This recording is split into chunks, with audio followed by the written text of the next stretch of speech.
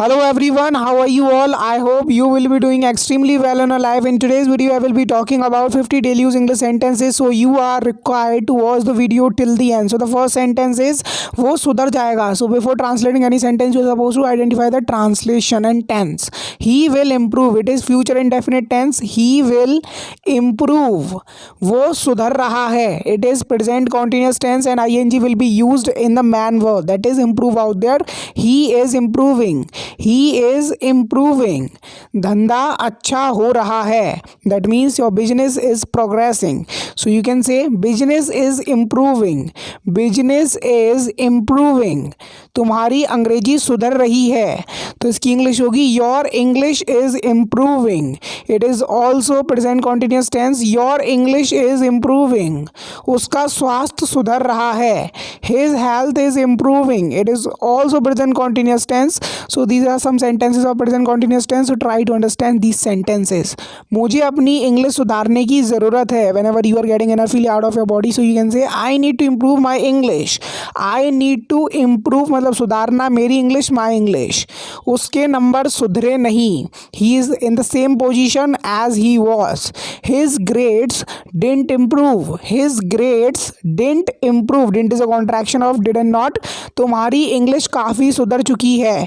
It is a sentence of present perfect tense. Your English has improved a lot. Your English has improved a lot. अपनी English सुधारने की कोशिश करो. Try to improve your English. Try करना मतलब कोशिश करना. Just give it a try बहुत बार बोलते हैं लोग, तो वो मतलब कोशिश करने से रिलेटेड होता है. तुम्हारा काम काफ़ी अच्छा हो गया है. Your work has greatly improved. Greatly यहाँ पर हमारा एडवर्ब है. योर वर्क हैज़ इसलिए आया क्योंकि we are talking about a particular work, single work. Has greatly improved third form. मैंने अपने नंबर सुधारने की कोशिश की. I made efforts to improve my grades या फिर marks. I made efforts to improve my grades. तुम अपनी इंग्लिश सुधार सकते हो अगर तुम कोशिश करते हो. You can improve your English if you try. You can improve your English if you try. उसका स्वास्थ्य धीरे धीरे सुधर रहा है. हर हेल्थ मतलब लड़की की बात कर रहे हैं इसलिए हर का यूज़ हुआ है. Otherwise we would have to use is if it is a boy और a male. Her health is improve little by little. मैंने अपनी इंग्लिश सुधारने की कोशिश की. I made efforts to improve my English. I made efforts to improve my English. हाथ धोना मत भूलना.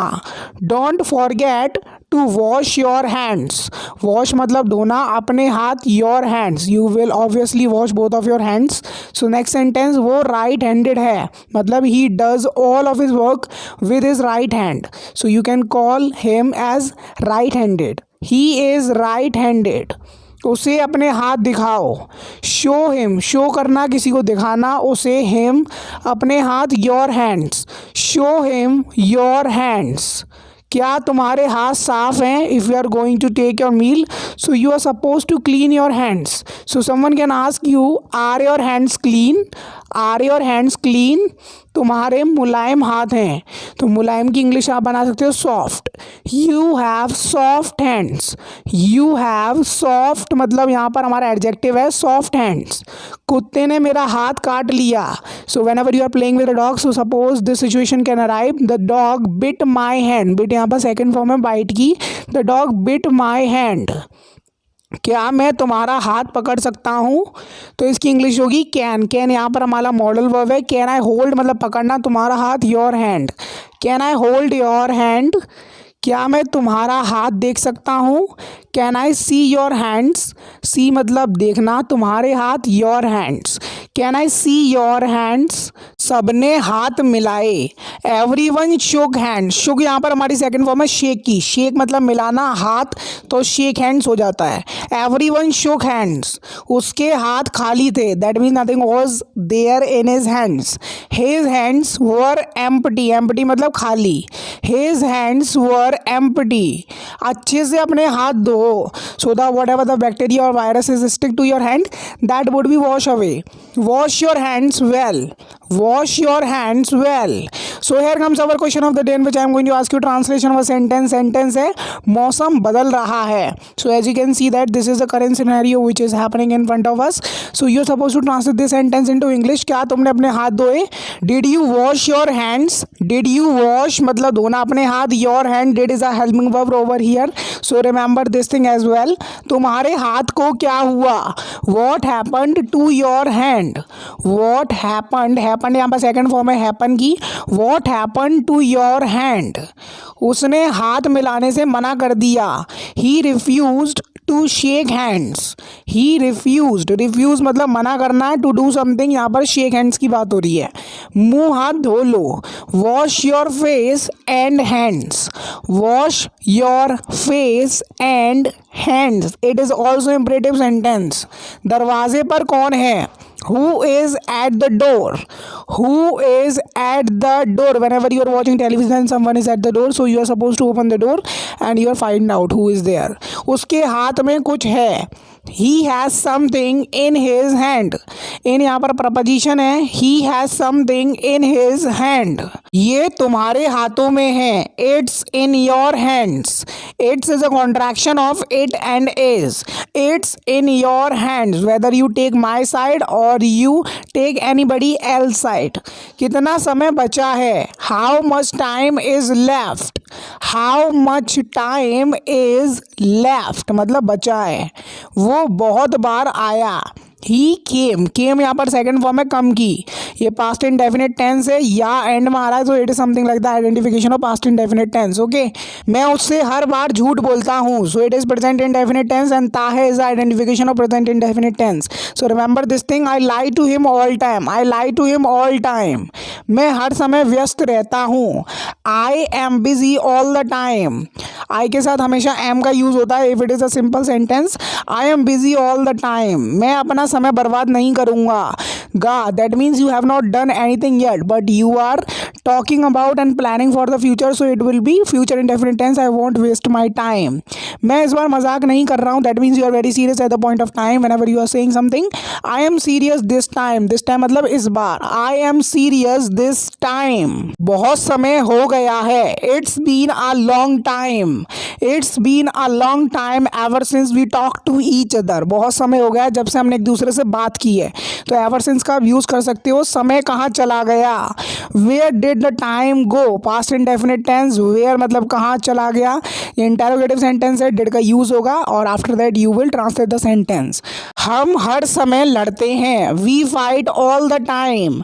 We fight all the time मतलब हर समय. Present indefinite tense it is. मेरे पास पढ़ने का समय नहीं है. I have no time to read. I have no time to read, to study, to fight. ऐसा बोल सकते हो. काश मेरे पास और पैसे होते. I wish I had more money.